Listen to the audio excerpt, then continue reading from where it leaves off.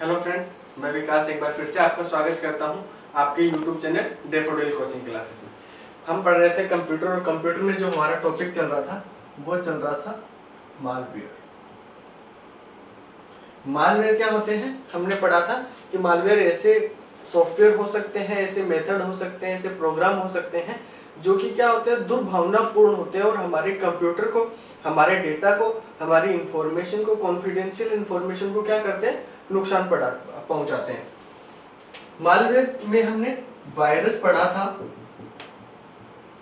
Virus क्या करता है, किसी फाइल के साथ जुड़ के आता है। एक हमने वॉर्म पढ़ा था, एक हमने स्पाईवेयर पढ़ा था, एक ट्रोजन हॉर्स पढ़ा था, एक रैंसमवेयर पढ़ा था। तो ये 5 जो मेरे मालवेयर है वो हमने पढ़ लिए थे। अब हम बात करते हैं नेक्स्ट जो हमारा मालवेयर है वो कौन सा होता है और क्या उसका काम है, किस तरीके से डेटा को नुकसान पहुंचाता है। तो जो नेक्स्ट मालवेयर है वो है फिशिंग।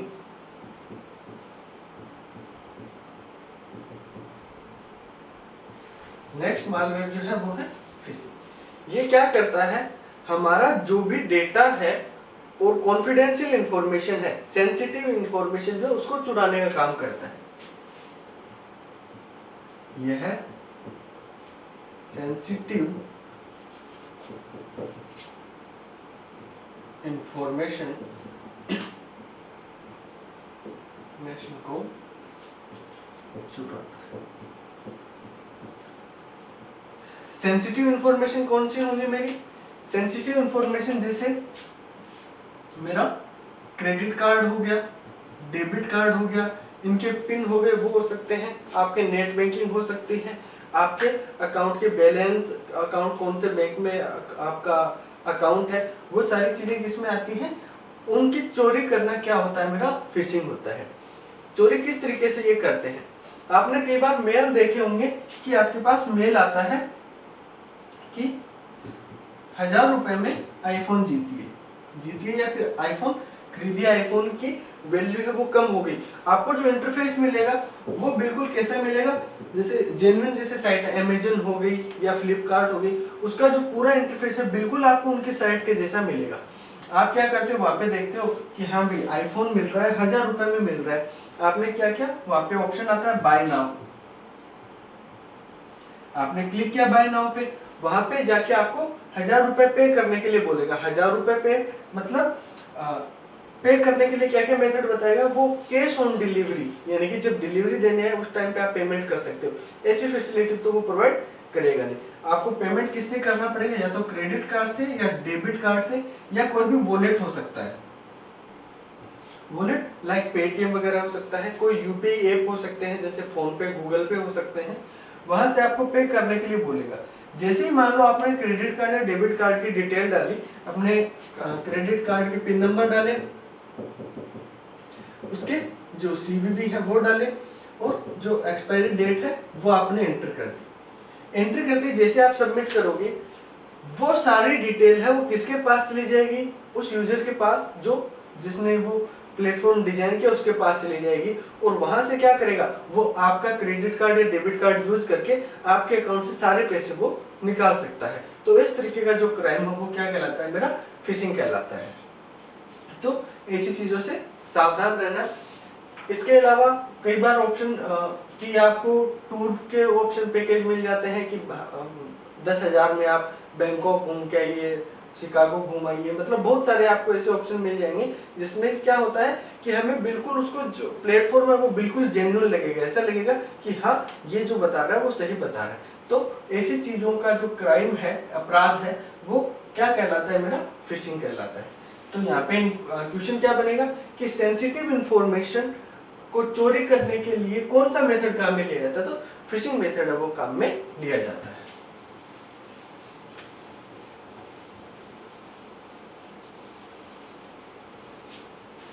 इसके बाद जो नेक्स्ट हमारा मालवेयर है वो है स्पूफिंग।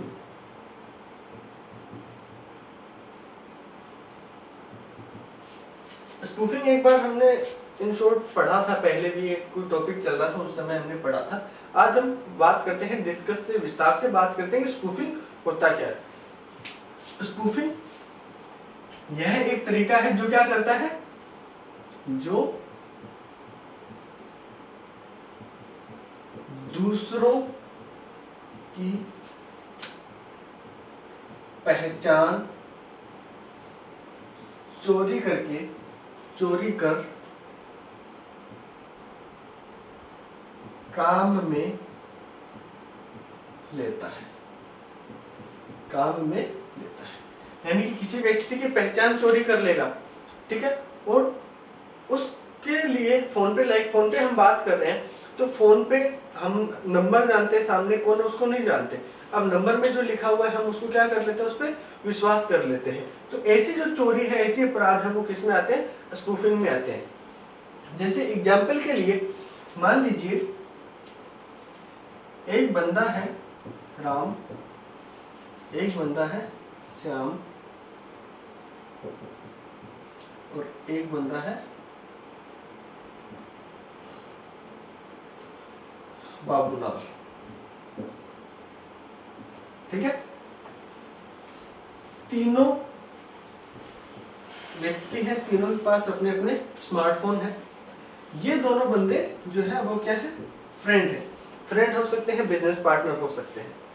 अब क्या होगा, इनका आपस में कोई भी पैसे का लेन देन चल सकता है, ठीक है, फोन पे बात करते हैं कि मुझे इतने पैसे चाहिए, कुछ भी। अब जब ये इसको कॉल करता है, कॉल कर सकता है या मैसेज करता है, तो इसके फोन में नंबर सेव है किसके, श्याम के, तो यहाँ पे दिखा देगा कि कॉलिंग किसकी आ रही है, श्याम की है, वो कॉल आ रहा है। ये तो हो गई लिमिटेड।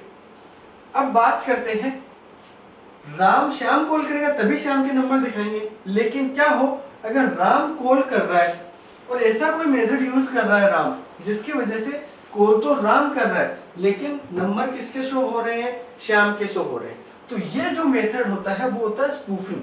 अपना जो लोकेशन है, मैसेज है, मेल, हम कुछ भी स्पूफ कर सकते हैं। तो ऐसे जो इसके बाद बहुत सारे ऐसे ऐप आ गए हैं जिसके द्वारा वॉइस चेंज भी हो जाती है। तो वो क्या करते हैं, अब श्याम की पहचान किसने चुरा ली, राम ने चुरा ली, और इसको क्या कर रहा है, वो काम में ले रहा है, अपने किसी भी दुरुपयोग के लिए वो इसको यूज कर रहा है। तो ऐसा जो क्राइम है, ऐसा जो मेथड है, वो क्या होता है, मेरा स्पूफिंग होता है। स्पूफिंग कई तरीके की हो सकती है, लेकिन जो मोस्टली स्पूफिंग आती है वो 3 तरीके की होती है। एक आईपी स्पूफिंग, एक होती है मेल स्पूफिंग, और एक होती है कॉल स्पूफिंग। आईपी में आपकी जो मैसेज स्पूफिंग है वो भी इसी में आती है एक तरीके से। आईपी स्पूफिंग क्या होगी, जैसे ही किसी भी, अगर हमें नेटवर्क को ट्रेस करना है कि इसका नेटवर्क जो इसको डेटा को यूज कर रहा है, ये बंदा कहाँ पे यूज कर रहा है, उसकी क्या लोकेशन है, तो उसके लिए हम आईपी से उसको ट्रेस करते हैं। वैसे अगर फोन को ट्रेस करते हैं तो उसके फोन वगैरह से, फोन नंबर वगैरह से कर सकते हैं, लेकिन नेटवर्क की बात करें, इंटरनेट की दुनिया में अगर बात करें, तो वो हम मोस्टली आईपी के थ्रू उसको ट्रेस करते हैं। तो क्या होता है, आईपी बता देती है कि उसकी लोकेशन क्या है। जैसे आईपी में यूज कर रहा हूं, जैसे अभी राजस्थान में हूं, तो राजस्थान में कोई भी, राजस्थान में जयपुर में हूं मान लो, तो जयपुर की कोई भी आईपी में यूज कर रहा हूं, तो उनको पता लग जाएगा कि हाँ भाई ये बंदा कहाँ है, राजस्थान में है, जयपुर में है। लेकिन मैंने क्या किया, इसको स्पूफ कर दिया। किस तरीके से, कोई और दूसरी लोकेशन है, लाइक जयपुर के अलावा मुंबई या दिल्ली, यहाँ की कोई लोकेशन है, मैंने क्या कर दिया, उसको स्पूफ कर दिया। अब कोई भी मेरी आईपी को चेक करेगा तो उसको क्या बताएगा कि ये बंदा कहाँ पे है, मुंबई में है या दिल्ली में, ठीक है, ये नहीं बताएगा कि ये जयपुर में है। तो ये क्या होता है, मेरा आईपी स्पूफिंग, ठीक है। क्वेश्चन यहाँ से ये बन सकता है, एक तो कि किस तरीके की स्पूफिंग हो सकती है, तो तीनों प्रकार आ जाएंगे, चौथा ऑप्शन आपको अलग मिल जाएगा। इसके अलावा कि आईपी स्पूफिंग क्या काम में आती है, तो नेटवर्क को स्पूफ करने के लिए आईपी स्पूफिंग काम में आती है। मेल स्पूफिंग या मैसेज स्पूफिंग, आपके पास व्हाट्सएप आप यूज कर रहे हो, आपके पास मैसेज आता है व्हाट्सएप पे कि XYZ कोई बंदा है, उसका आपके पास मैसेज आएगा तो उसका नाम दिखाएगा कि XYZ का मैसेज आया है मेरे पास, लेकिन मैसेज तो कोई और कर रहा है, लेकिन वो आपके पास किसके नाम से रहा है, XYZ के नाम से आ रहा है। तो क्या होगा, वो बंदा उसको क्या कर सकता है, मिसयूज कर सकता है, मिसगाइड कर सकता है, किसी भी तरीके से उसको नुकसान पहुंचा सकता है। तो वो होता है मेल स्पूफिंग या मैसेज स्पूफिंग, यानी कि मैसेज पे अगर पहचान चोरी करते हैं तो वो होता है मेरा मैसेज या मेल स्पूफिंग। और कॉल स्पूफिंग, अगर कॉल पे हम करते हैं अपनी जो पहचान है उसको छुपा के किसी और की पहचान दिखा देते हैं, तो वो क्या होता है, मेरा कॉल स्पूफिंग होता है। तो इनके प्रकारों से क्वेश्चन पूछे जा सकते हैं। और पहचान चोरी कौन करता है, तो इसके लिए भी आंसर यही होगा, स्पूफिंग के थ्रू पहचान, दूसरे की पहचान काम में ली जाती है, अपनी पहचान छुपा ली जाती है। यानी कि वही बात है कि मुझे कोई जगह है एक पर्टिकुलर, ठीक है, ये जगह है, ठीक है, अब यहाँ पे जाने के लिए, इसके अंदर जाने के लिए मुझे आईडी कार्ड चाहिए। क्या चाहिए, आईडी कार्ड चाहिए।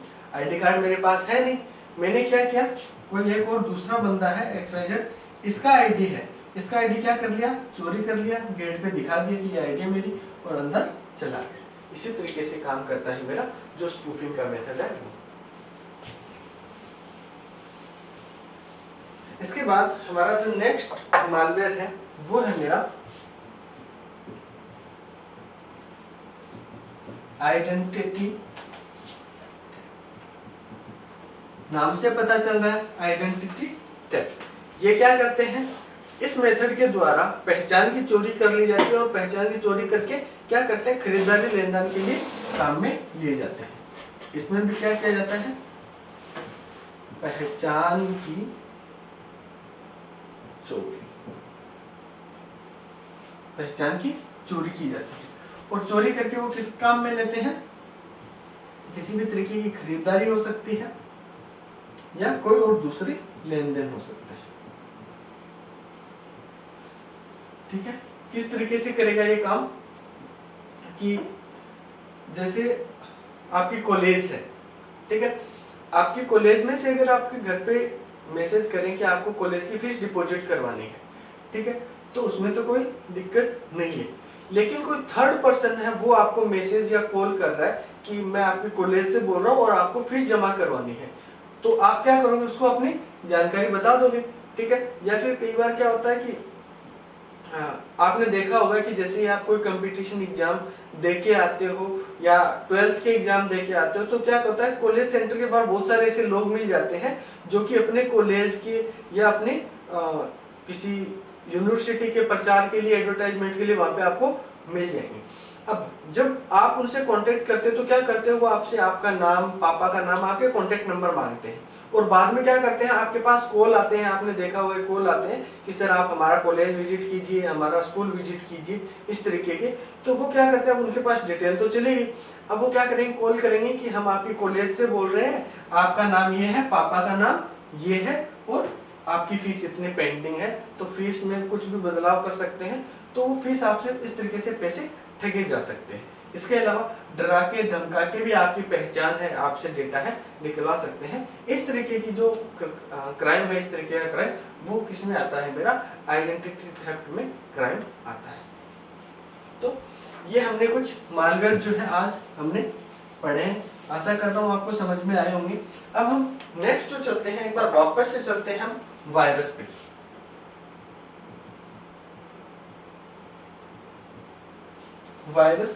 वायरस की फुल फॉर्म हमने क्या देखी थी, vital information resource under seize. ये क्या होती है, वायरस की फुल फॉर्म होती है। वायरस क्या होता है, किसी दूसरी फाइल के साथ जुड़ के आता है और हमारे डॉक्यूमेंट को, डेटा को, सिस्टम को क्या करता है, नुकसान पहुंचाता है। तो आज हम वही देखेंगे कि किस किस तरीके के वायरस होते हैं, कैसे उनको पहचाना जा सकता है, और वो क्या क्या नुकसान, किस सीमा तक वो नुकसान पहुंचा सकते हैं, तो वो आज हम डिस्कस करेंगे। तो अभी जो हम पढ़ेंगे वो पढ़ेंगे प्रकार, वायरस के प्रकार में सबसे पहला जो प्रकार है मेरा वो है बूट सेक्टर वायरस। तो सबसे पहला प्रकार है वो क्या है मेरा, बूट सेक्टर वायरस। नाम से ही पता चल रहा है ये कौन से सेक्टर में काम करेगा, बूट सेक्टर में काम करेगा। एक बार देखते हैं कि बूट सेक्टर होता क्या है। बूट ऐसा प्लेटफॉर्म जो क्या करता है मेरे ऑपरेटिंग सिस्टम को, मतलब हमें जब कोई एप्लीकेशन सॉफ्टवेयर हम चलाते हैं तो उसको प्लेटफॉर्म कौन प्रोवाइड करवाता है, ऑपरेटिंग सिस्टम करवाता है या सिस्टम सॉफ्टवेयर कराता है। लेकिन सिस्टम सॉफ्टवेयर को भी एग्जीक्यूट होने के लिए कोई ना कोई प्लेटफॉर्म चाहिए, तो वो जो प्लेटफॉर्म है वो क्या होता है मेरा, बूट होता है। ये वायरस बूटिंग प्रोसेस को प्रभावित करता है। यह बूटिंग प्रोसेस को प्रभावित करता है। बूटिंग प्रोसेस क्या होती है, बूटिंग प्रोसेस तब से स्टार्ट होगी जब मैंने कंप्यूटर का बटन ऑन किया, तब से लेके और जब तक मेरा कंप्यूटर ऑन ना हो जाए, तो उस बीच की जितनी भी प्रोसेस है वो क्या होती है मेरी, बूटिंग प्रोसेस। तो एक्चुअल में बूटिंग में होता क्या है, बूटिंग में हम सब जानते हैं कि हमारा जो ऑपरेटिंग सिस्टम है, ठीक है, ये क्या है मेरा ऑपरेटिंग सिस्टम है, ये किस में रहता है, हार्ड डिस्क में रहता है। तो हार्ड डिस्क से निकल के ये किस में आएगा, रैम में आएगा। ये क्या है मेरी रैम। तो हार्ड डिस्क से निकल के रैम में आने की जो प्रोसेस है वो प्रोसेस ही मेरी क्या कहलाती है, बूटिंग प्रोसेस कहलाती है। अब बात करते हैं इस वायरस की। तो बूट सेक्टर वायरस क्या करता है, ये जो प्रोसेस है कि ऑपरेटिंग सिस्टम मेरा रन हो, रैम में आएगा तभी रन होगा, तो रैम में आ रहा है, इस प्रोसेस को ही वो क्या कर देता है, प्रभावित कर देता है या इसको संक्रमित कर देता है। तो ऐसा वायरस जो बूट सेक्टर को या बूटिंग प्रोसेस को प्रभावित करता है वो कौन सा वायरस है मेरा, बूट सेक्टर वायरस है। अब एग्जाम में क्वेश्चन पूछा जाता है कि निम्न में से कौन सा ऐसा वायरस है जो बूटिंग प्रोसेस को प्रभावित करता है, तो उसका आंसर क्या होगा, बूट सेक्टर वायरस। अब बूट सेक्टर को प्रभावित करता है और किसको प्रभावित करता है, और ये जो बूटेबल डिवाइस है, जो भी मेरी बूटेबल डिवाइस को प्रभावित करता है।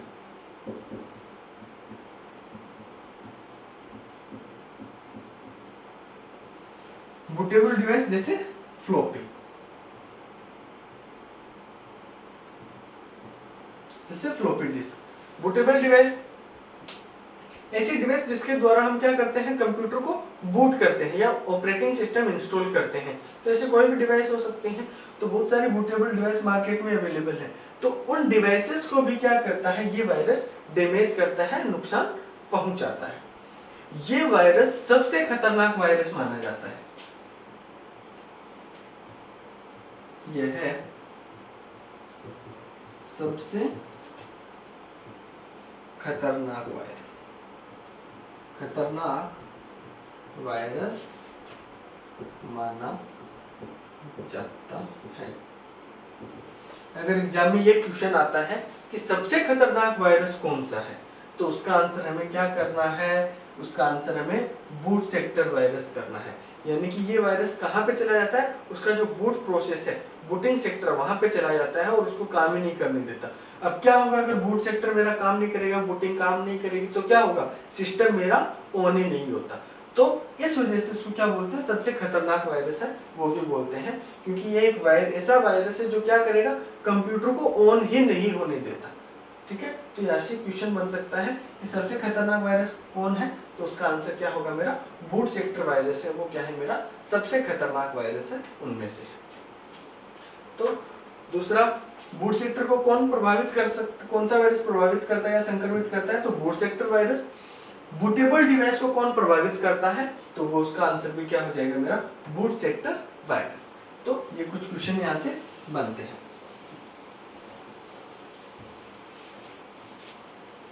सेकंड जो वायरस है मेरा वो है मैक्रो। यहां पे मैक्रो जो हम बात कर रहे हैं, मैक्रो क्या होता है, मैक्रो आगे हम पढ़ेंगे एमएस वर्ड। आगे हम जब क्लासें हमारी कंटिन्यू रहेंगी तो उसमें हमारा एक चैप्टर आएगा एमएस वर्ड का। एमएस वर्ड के अंदर एक फंक्शन आता है, एक टूल आता है, उस टूल का नाम क्या है मेरा, मैक्रो। ये टूल काम क्या आता है, ये टूल रिकॉर्डिंग के लिए काम में आता है। यानी कि अगर हमारे डॉक्यूमेंट में किसी भी तरीके की ऑडियो रिकॉर्डिंग अगर हमें इंसर्ट करनी है तो किस टूल को काम मिलेंगे, मैक्रो टूल को काम मिलेंगे। तो ये वर्ड में और एक्सेल इन दोनों में ये टूल आता है। क्या काम आता है, रिकॉर्डिंग करने के लिए काम आता है।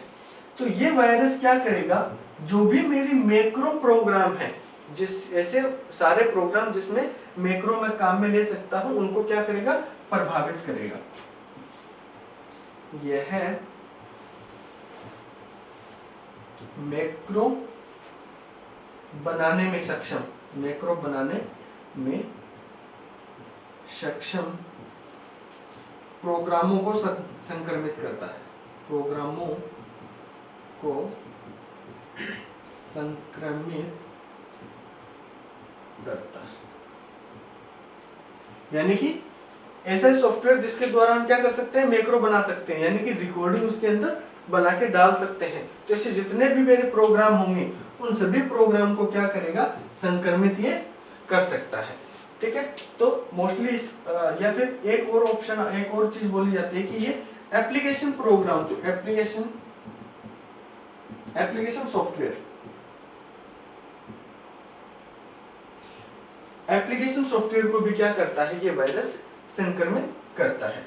तो क्वेश्चन बनेगा कि एमएस वर्ड या एमएस एक्सेल को कौन प्रभावित कर सकता है, तो मैक्रो वायरस है वो प्रभावित कर सकता है। या फिर ध्वनि रिकॉर्डिंग अगर हम कर रहे हैं तो उस कार्य को प्रभावित करने वाला वायरस कौन सा है, तो मैक्रो वायरस है। ये क्या करेगा, पूरे डॉक्यूमेंट को ही क्या कर देगा, प्रभावित कर देगा। या तो वो ओपन नहीं होने देगा उसको, या फिर उसके अंदर से डेटा मेरा है वो करप्ट कर देगा, हटा देगा, कुछ भी उसमें हो सकता है। तो ऐसे वायरस को हम क्या बोलते हैं, मैक्रो वायरस बोलते हैं।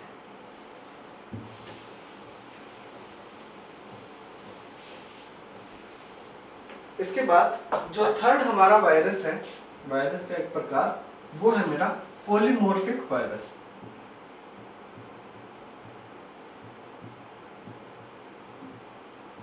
पॉलीमॉर्फिक वायरस,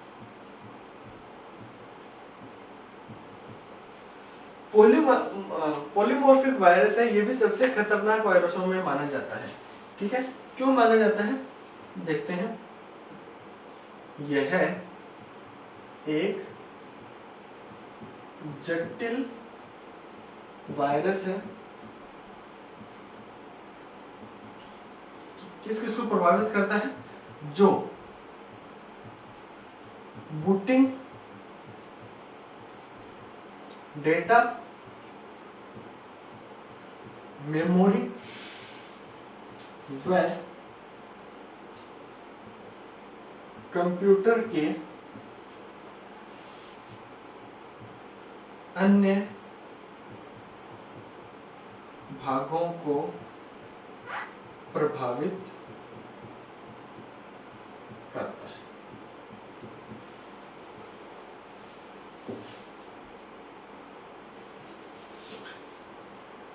पॉलीमॉर्फिक काम नहीं करता, ये करता है मेरा मल्टी पार्टेड।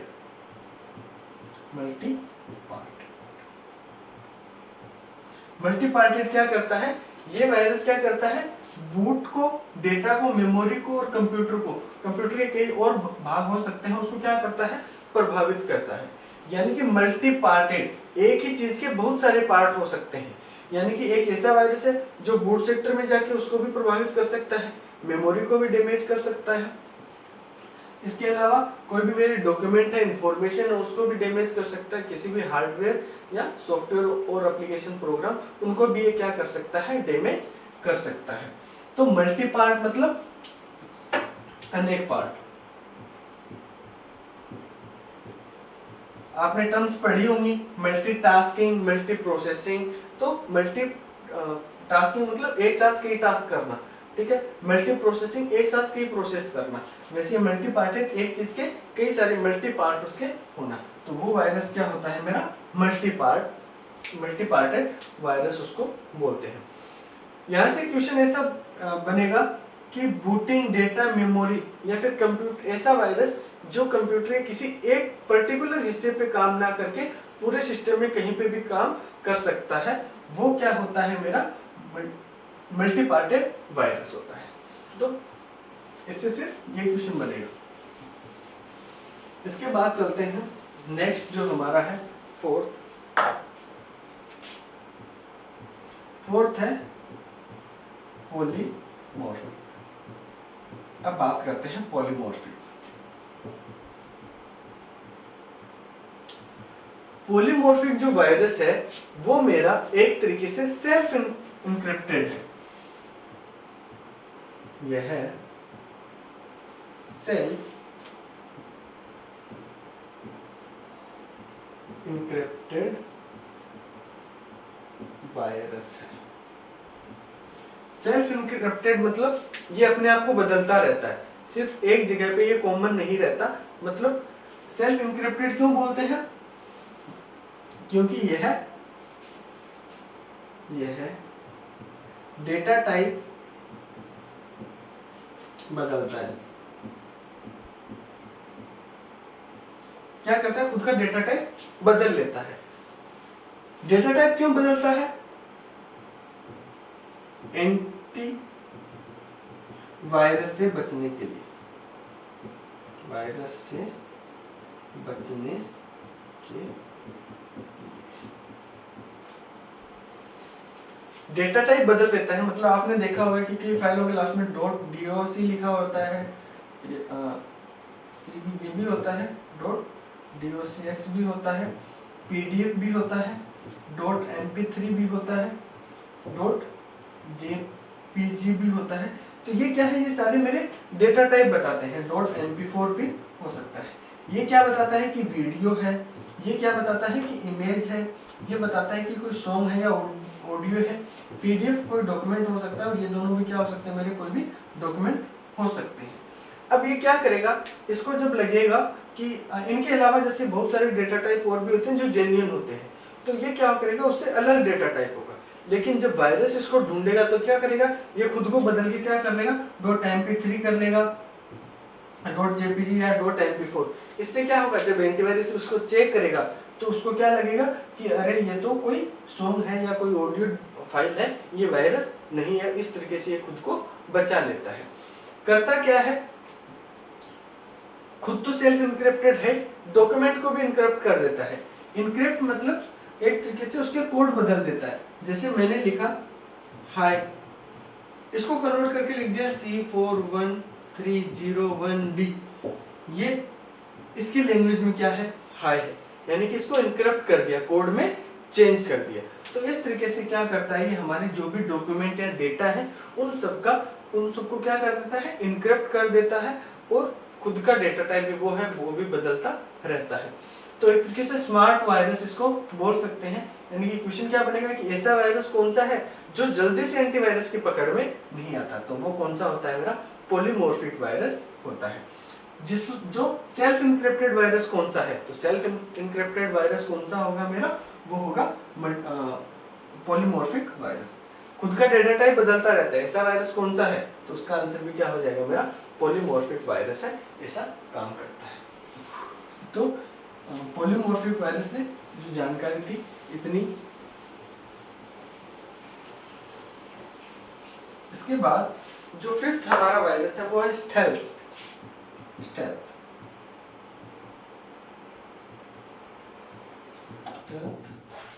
वायरस। स्टेल्थ होता है एक तरीके से खुद को छुपाना, खुद को छुपाना। यानी कि ये वायरस क्या करता है, जब एंटीवायरस इसको ढूंढता है तो ये वायरस भी क्या करता है, खुद को छुपा लेता है और डेटा को क्या करता है, नुकसान पहुंचाता है। एंटीवायरस से, वायरस से खुद को छुपा लेता है और क्या हो जाती है इसकी वजह से, वायरस से हमने पढ़ा था कि वायरस की जो एक बेसिक चीज है, एक तो डेटा को नुकसान पहुंचाना, दूसरा स्पीड को स्लो करना। तो ये काम कौन करता है, स्टेल्थ वायरस। ऐसा वायरस जो खुद को हाइड कर लेता है या खुद को छुपा लेता है, कौन सा वायरस है, तो वो होगा मेरा स्टेल्थ वायरस। यानी कि ये दिखता नहीं है। अब डिफरेंस देखना, पॉलीमॉर्फिक जो वायरस था वो क्या था, वो भी खुद को छिपा नहीं रहा था, वो अपनी आइडेंटिटी बदल रहा था। लेकिन ये क्या कर रहा है, खुद को छिपा रहा है। जैसे मान लो कोई प्रोग्राम है और यहाँ पे क्या हो रही है, शादी हो रही है। क्या हो रही है, शादी हो रही है। दो मेंबर और हैं, दो मेंबर और हैं जो क्या हुआ, इस शादी में चले गए। एक तो कौन सा है मेरा पॉलीमॉर्फिक, पॉलीमॉर्फिक, और दूसरा कौन सा है, दूसरा है मेरा स्टेल्थ।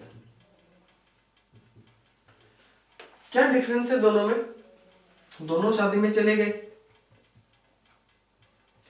अब जहां पे शादी हो रही थी वहां के जो लोग थे, उनके परिवार के लोग, तो क्या हुआ, उन्होंने ऐसा किया कि ऐसा कौन है जो बिना इनविटेशन के आया, तो उन लोगों को पकड़ा जाए जो बिना इनविटेशन के आए। तो क्या होगा, जो स्टेल्थ है वो क्या करेगा, वो तो जाके किसी काउंटर के पीछे कहीं पे जाके छुप जाएगा। ये तो कौन करेगा, स्टेल्थ।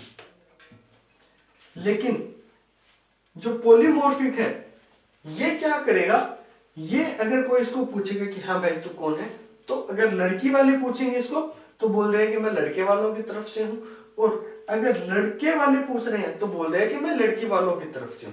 तो इसने क्या किया, अपने आप को बदल लिया उसके अकॉर्डिंग। लेकिन स्टेल्थ ने क्या किया, खुद को छुपा लिया। तो ये दोनों में जो है वो बड़ा अंतर है, नुकसान दोनों ही पहुंचाते हैं। तो अगर क्वेश्चन आता है कि खुद को छुपाता कौन है, तो खुद को छुपाने का काम है वो कौन करता है, स्टेल्थ करता है। और अगर ये क्वेश्चन आता है कि ऐसा वायरस जो सेल्फ इनक्रिप्टेड वायरस है या खुद को बदल लेता है, वो कौन सा वायरस होगा, पॉलीमॉर्फिक वायरस होगा।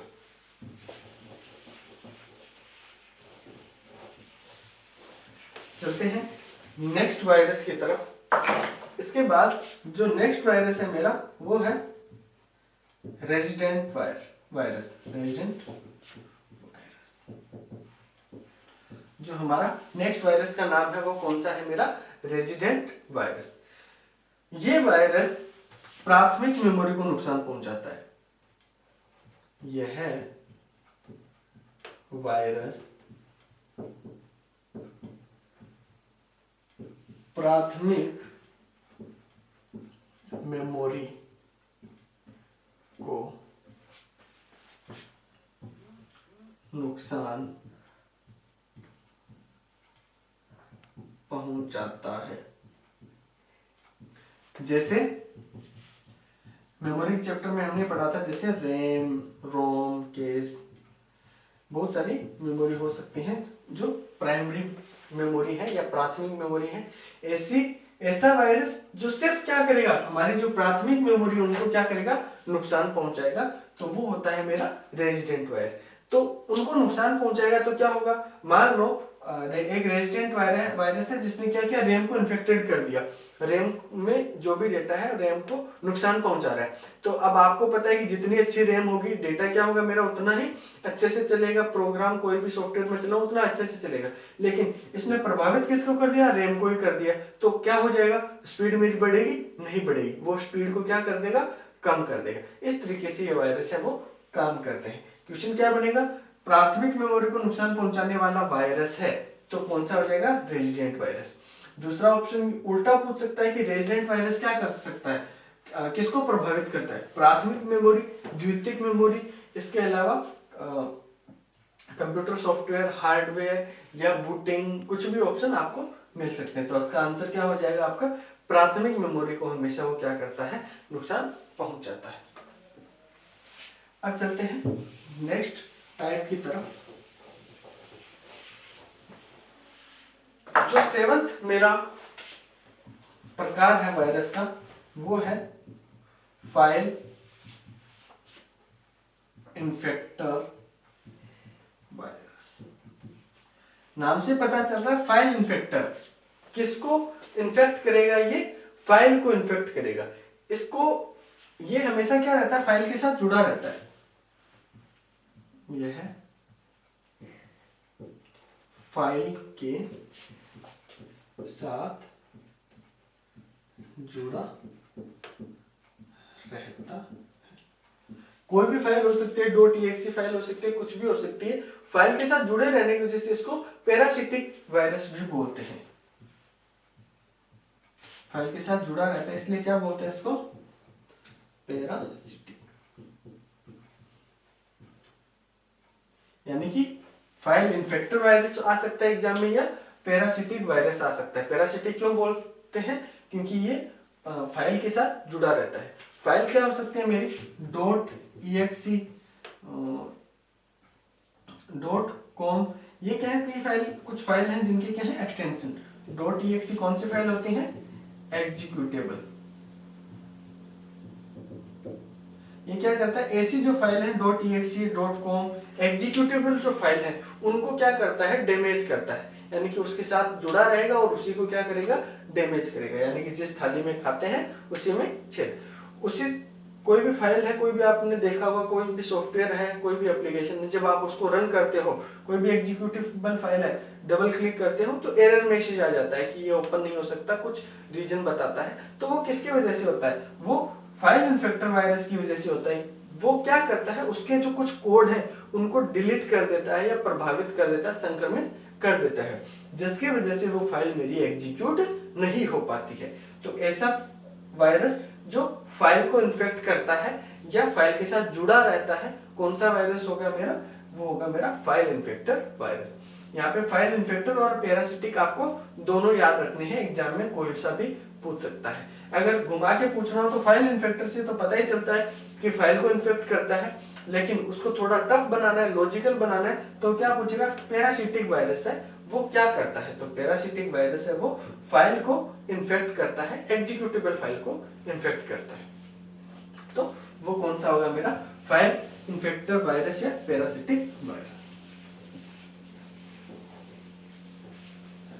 अब जो हम नेक्स्ट वायरस पढ़ने जा रहे हैं, ये इंपॉर्टेंट है, स्पेस फिलर वायरस। नाम से हमें पता चल रहा है कि स्पेस फिलर, स्पेस यानी कि खाली जगह, फिल करना मतलब उसको भरना। यानी कि यह वायरस क्या करता है, खाली जगह को भरता है। यह खाली जगह को भरता, यह प्रोग्राम में खाली जगह को भरता है। प्रोग्राम में खाली जगह को मतलब, जैसे मैंने यहाँ पे कुछ भी नाम लिख रहा हूं, hello everyone, how are you, ये मैंने क्या किया है, कुछ भी लिखा है, कोई भी कोड लिखे हैं, कोई भी प्रोग्राम लिखे हैं। क्या क्या मैंने, इसके बीच में ये खाली जगह आ गई, यहाँ पे ये खाली जगह और यहाँ पे ये खाली जगह, ये क्या है, ब्लैंक स्पेस।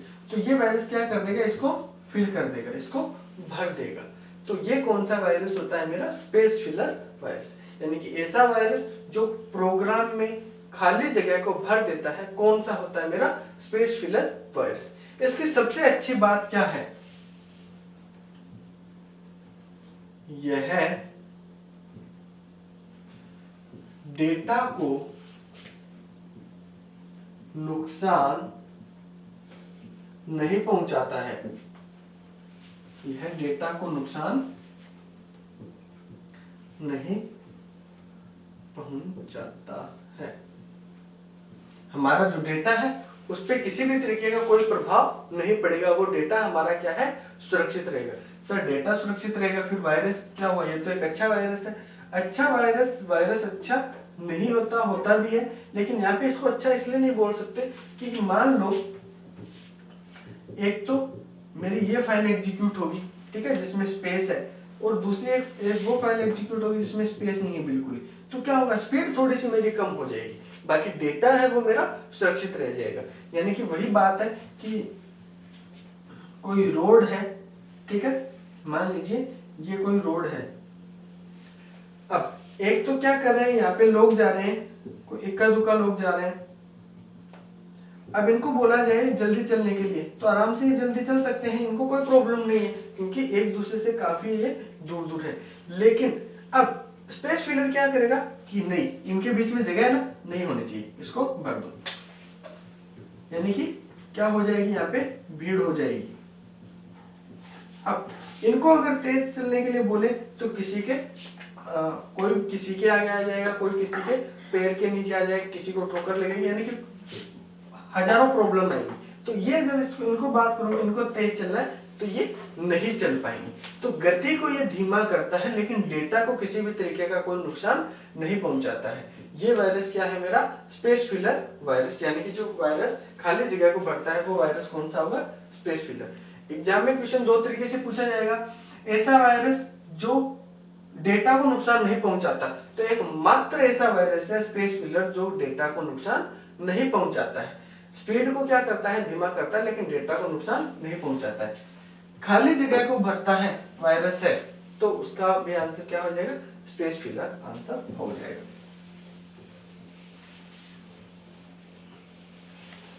इसके बाद हमारा जो नेक्स्ट वायरस है वो है overwrite virus. Overwrite virus, overwrite virus क्या करेगा, ये खुद को इस तरीके से रिप्रेजेंट करता है, यानी कि जो एक्चुअल इंफॉर्मेशन है उसको छुपा के अपनी मर्जी से कुछ उसके ऊपर लिख देता है। तो वो वायरस क्या होता है मेरा, ओवरराइट वायरस उसको बोलते हैं। यह डेटा को ओवरराइट कर देता है। ओवरराइट मतलब मैंने जैसे किसी को कोई मैसेज भेजा हाय, मैंने क्या मैसेज भेजा हाय, सामने वाले के पास अकॉर्डिंग टू रूल क्या पहुंचना चाहिए, हाय। ये क्या करेगा, इसको ओवरराइट कर दिया, इसने हाय लिखा था, इसको लिख दिया बाय। हाय को ओवरराइट करके क्या कर दिया, बाय कर दिया। तो सामने वाले के पास जो मैसेज पहुंचेगा वो कौन सा पहुंचेगा, बाय।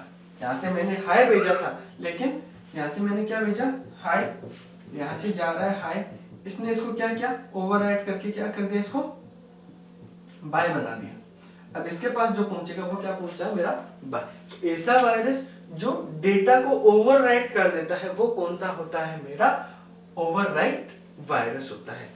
ये वायरस हमेशा ईमेल के साथ आता है।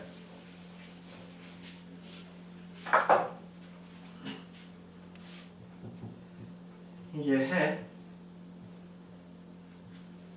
ईमेल बोल सकते हैं या मेल बोल सकते हैं, मेल के साथ आता है। आपको किसी ने ईमेल भेजा, कुछ भी ईमेल भेजा आपकी ईमेल आईडी पे, तो क्या होगा, ये वायरस उसके साथ लग के आ सकता है। उसने आपको कोई एक डॉक्यूमेंट भेजा है, मान लो 2 पेज का कोई भी एक डॉक्यूमेंट भेजा, तो ये वायरस क्या करेगा, उसके अंदर जो भी कोड लिखे थे एक्चुअल कोड को बदल के अपनी मर्जी से कुछ कोड लिख के इनको क्या कर देगा, इनक्रिप्ट कर देगा। तो ये क्या करता है, ये काम कौन करता है, ओवरराइट वायरस। यानी कि जो वास्तविक इंफॉर्मेशन मेरी थी उसकी जगह पे अपनी मर्जी से कोई भी इंफॉर्मेशन है वो भेज सकता है। यानी कि इस तरीके के वायरस क्या करते हैं, मिसअंडरस्टैंडिंग पैदा करते हैं, गलतफहमियां पैदा करते हैं। आप भेजना कुछ चाह रहे हैं, चला कुछ और जाता है, सामने वाला कुछ और मतलब निकाल लेता है और रिएक्ट कुछ और करता है। तो इस तरीके का वायरस क्या करेगा, हमारा जो डेटा है, टेक्स्ट है, उसको क्या करता है, ओवरराइट कर देता है। तो वो क्या कहलाता है, मेरा ओवरराइट वायरस। क्वेश्चन क्या बनेगा, ऐसा कौन सा वायरस है जो डेटा को ओवरराइट कर देता है, तो वो कौन सा होगा, मेरा ओवरराइट वायरस। वायरस जितने भी है मेरे, एक तरीके से उनका जो नाम रखा गया है उनके नेचर के अकॉर्डिंग रखा गया है, तो मेरे हिसाब से इनको याद करना आपके लिए ज्यादा मुश्किल नहीं होगा। उनका मतलब समझ जाओगे, उनका नाम आप याद रख लोगे, तो मतलब अपने आप आपको समझ में आ जाएगा।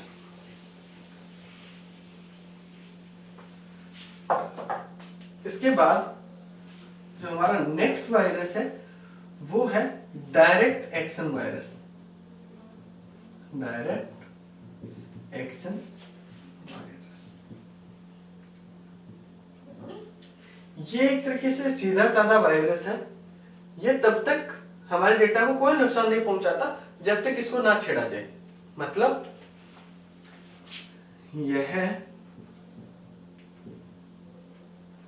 किसी भी एग्जीक्यूटेबल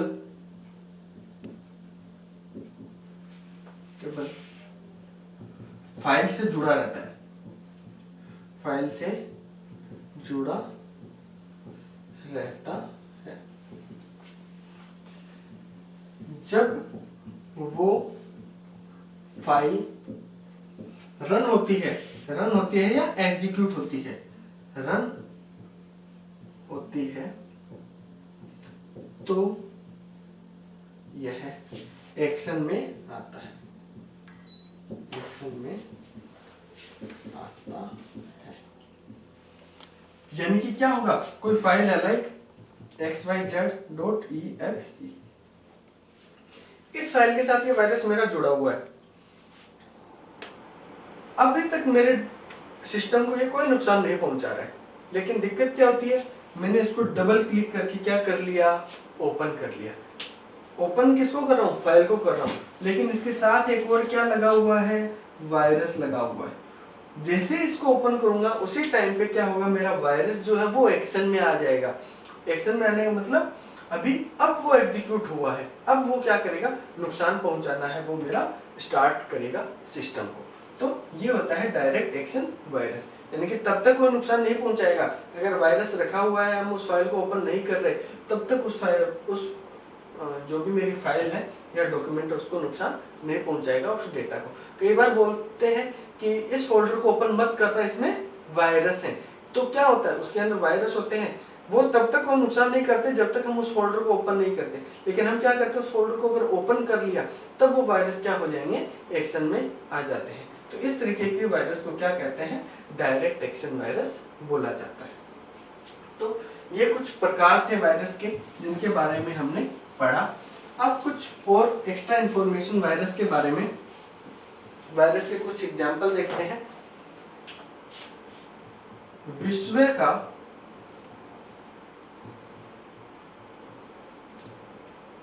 प्रथम वायरस, विश्व का सबसे पहला वायरस कौन सा था, विश्व का सबसे पहला जो वायरस था वो था क्रीपर।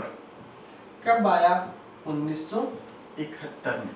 तो ये आपको ध्यान में रखना है कि विश्व का जो सबसे पहला वायरस था वो कौन था, मेरा क्रीपर था। कब आया था, 1971 में। इसके अलावा अब देखते हैं और एग्जांपल, कोड रेड। कुछ फेमस जो वायरस हैं उनके नाम मैं लिख रहा हूँ। कोड रेड, Y2K, ये बहुत खतरनाक वायरस था। मतलब पूरा कैलेंडर वगैरह ये पूरा चेंज कर देता था, यानी कि सिस्टम में जो कैलेंडर होता है, डेट वगैरह को, उसको चेंज कर देता था। तो ये बहुत मतलब खतरनाक वायरस इसको माना जाता है। इसके अलावा ब्लास्टर, ये भी एक वायरस था।